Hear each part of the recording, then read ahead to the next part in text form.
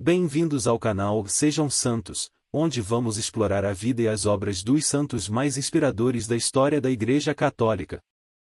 Nós vamos compartilhar suas histórias, seus ensinamentos e seus exemplos de virtudes, esperando que possam nos inspirar a viver de acordo com os ensinamentos de Cristo. Então, se você quer aprender mais sobre esses santos e descobrir como suas vidas podem ser caminhos que nos levam a Jesus Cristo para nós hoje, inscreva-se no nosso canal e deixe o seu like. Inscreva-se hoje mesmo, divulgue nosso canal a seus amigos e comunidades e nos ajude o nosso canal para que possamos alcançar mais pessoas na divulgação a conhecer mais a vida dos santos. Onde a santidade é uma jornada diária. Faça parte dessa comunidade de busca pela santidade.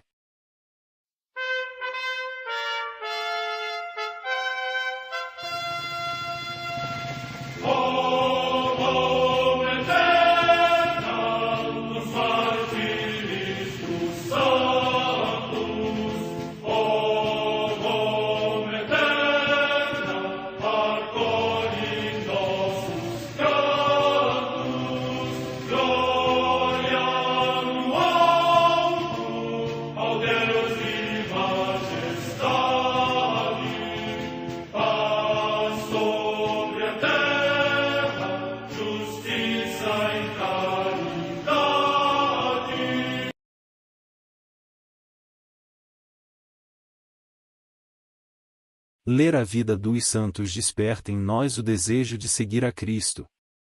Através de suas vidas podemos aprender as virtudes, a sabedoria e o amor de Deus. Cada santo nos oferece um modelo de vida a ser imitado, como diz São Paulo na carta aos Hebreus, capítulo 12, versículo 1. Estamos rodeados por uma nuvem de testemunhas. A Igreja foi fundada por nosso Senhor Jesus Cristo não apenas como uma instituição, mas uma autêntica família.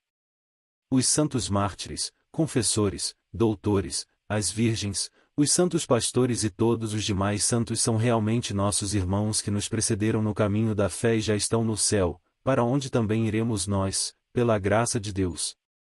Portanto, sede santos, assim como vosso Pai Celeste é santo. Mateus capítulo 5, versículo 48. Hoje, dia 19 de março, celebra a Igreja a vida desse grande. A Santa Madre Igreja celebra também nesse dia 19 de março os santos. Em Spoleto, na Úmbria, região da Itália, São João, abade de Parrano, que orientou como pai um grande número de servos de Deus. Morte no século VI. Em Pavia, na Lombardia, também região da Itália, o beato Snardo de Ciampo, presbítero da Ordem dos Pregadores, que fundou nesta cidade um convento da sua ordem. Morte no ano 1244.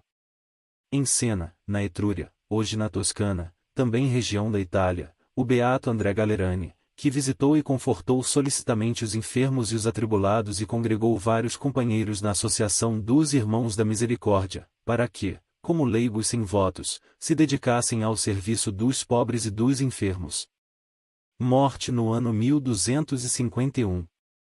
Em Camerino, no Piceno, hoje nas Marcas, também região da Itália, o beato João Burali de Parma, presbítero da Ordem dos Menores, que o Papa Inocêncio IV enviou como delegado aos gregos, para procurar restabelecer a sua comunhão com os latinos.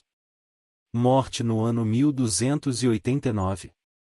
Em Pavia, na Lombardia, igualmente região da Itália, a beata Sibilina Biscossi, virgem, que, ficando cega aos 12 anos, passou 65 anos reclusa numa cela contígua à Igreja da Ordem dos Pregadores, iluminando com a sua luz interior muitas pessoas que a ela acorriam.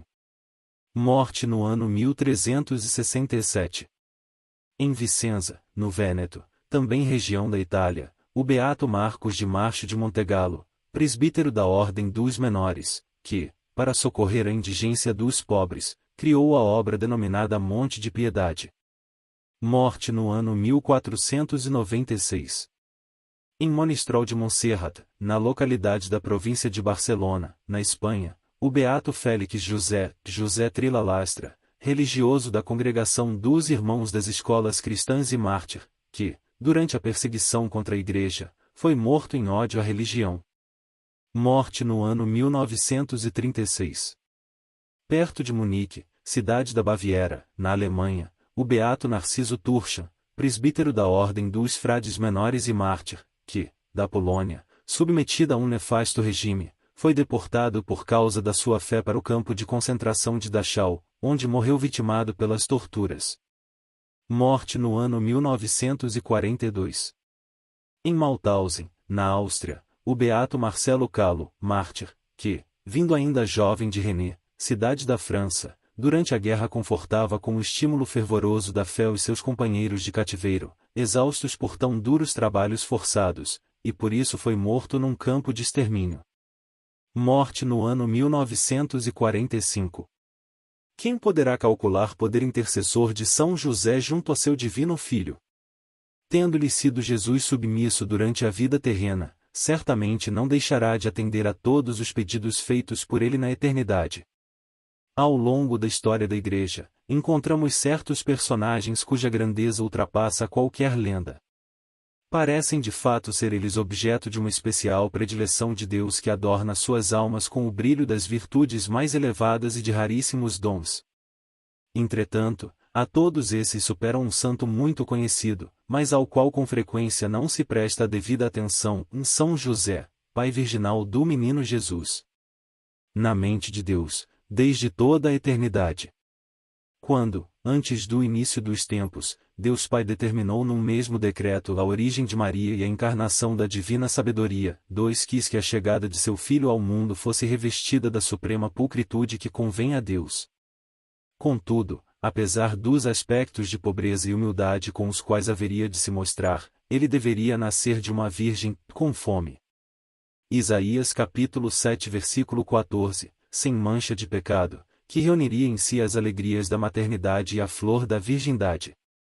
Todavia, era indispensável a presença de alguém capaz de assumir a figura de pai perante o Verbo de Deus encarnado, em quem a Santíssima Trindade, de certo, também pensou no mesmo decreto.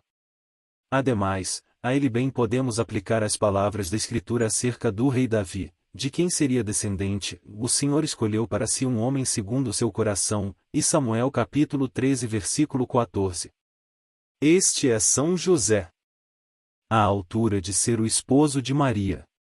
A fim de termos uma ideia de quem é ele, precisamos considerar que, ao ser escolhido para pai adotivo do menino Jesus, cabia-lhe ser esposo de Nossa Senhora e, para o matrimônio ser harmônico e proporcionado, era necessário que estivesse à altura dela.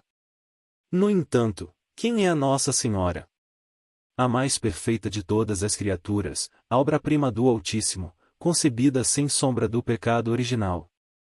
Se somarmos as virtudes de todos os anjos e de toda a humanidade até o fim do mundo, não teremos sequer uma pálida ideia de sua singular perfeição. Assim, deveria possuir uma grandeza de alma ímpar e uma virtude excelsa o varão escolhido para ser o guardião de aquela que seria a filha do Pai Eterno, a mãe do Verbo encarnado e a esposa do Divino Espírito Santo. E se as relações do Espírito Santo com Nossa Senhora foram sublimes, também o foram as com São José, ainda que de modo diverso, pois ele, pelo seu consentimento à ação divina, permitiu que se realizasse a concepção virginal. O próprio Deus, portanto, deu-lhe o direito de mandar no menino Jesus. Assim devia observar para que a boa ordem das coisas reinasse na Sagrada Família. É difícil calcular o que isso supõe. O certo é que se trata do maior ato de confiança de Deus num homem, 3 afirma Monsenhor João. Hoje como ontem, ide a José. Encontramos no Antigo Testamento a história de José, filho do patriarca Jacó, ao qual o faraó mandava os egípcios se dirigirem, nos tempos da fome, dizendo-lhes, ide a José. De maneira semelhante, diz um piedoso autor do século passado, a divina providência constituiu o santo patriarca como senhor de sua casa e príncipe de todos os seus bens, pondo em suas mãos as chaves dos tesouros celestiais, como o faraó pôs as chaves dos celeiros do Egito nas mãos do antigo José, vice-rei daquele país. 4. Dessa forma, conclui ele, com as mesmas palavras com as quais o mencionado faraó exortava seus vassalos a recorrerem a José em sua extrema penúria, recomenda-nos Deus, nosso Senhor, que nos dirijamos a nosso bendito santo, dizendo-nos a todos, ide a José, que tem poder para remediar vossos males. 5. Operar-se-ão as maravilhas da graça. Quem poderá, pois, calcular o poder de São José, como intercessor junto a Maria Santíssima e a seu divino Filho? Ele pode tudo diante do Divino Redentor, pois tendo-lhe sido submisso durante sua vida terrena, conforme Lucas capítulo 2, 51, certamente não deixará de atender nenhum de seus pedidos por toda a eternidade. Que a virtude e santidade de São José foram extraordinárias, vemos pela grande missão que Deus lhe confiou. Segundo a doutrina de São Tomás de Aquino, Deus confere as graças e privilégios à medida da dignidade e da elevação do Estado, a que destina o indivíduo. Pode imaginar-se dignidade maior que a de São José que, pelos desígnios de Deus, devia ser esposo de Maria Santíssima e pai adotivo de seu divino Filho? Que morte santa terá tido o pai adotivo de Jesus! Que felicidade morrer nos braços do próprio Jesus Cristo, tendo à cabeceira a Mãe de Deus! Mortal algum teve igual ventura. A Igreja com muita razão invoca São José como padroeiro dos moribundos e os cristãos se lhe dirigem com confiança, para alcançar a graça de uma boa morte. Não existem relíquias de São José, tampouco sabe-se algo do lugar onde foi sepultado. Grande deve ser a nossa confiança na intercessão de São José. Santa Teresa, a grande propagandista da devoção a São José, chegou a dizer: "Não me lembro de ter me dirigido a São José, sem que tivesse obtido tudo o que pedirá." A devoção a São José na Igreja Católica é antiquíssima. A Igreja do Oriente celebra-lhe a festa desde o século IX, tendo os carmelitas introduzido tal festa na Igreja Ocidental. Os franciscanos em 1399 já o festejavam. O Papa Sixto IV inseriu-a no breviário e no missal, Gregório XV generalizou-a em toda a Igreja. Clemente XI compôs o ofício com os hinos para o dia 19 de março e colocou as missões da China sob a proteção de São José. Pio IX introduziu, em 1847, a festa do patrocínio de São José e, em 1871 declarou o padroeiro da Igreja Católica. Oremos. Lembrai-vos, ó Puríssimo Esposo da Virgem Maria, que jamais se ouviu dizer que alguém tivesse invocado vossa proteção, implorado vosso socorro e não fosse por vós atendido. Com esta confiança, venho à vossa presença, a vós com fervor me recomendo. Não desprezeis as minhas súplicas, Pai adotivo do Redentor, mas dignai-vos de acolhê-las piedosamente. Amém.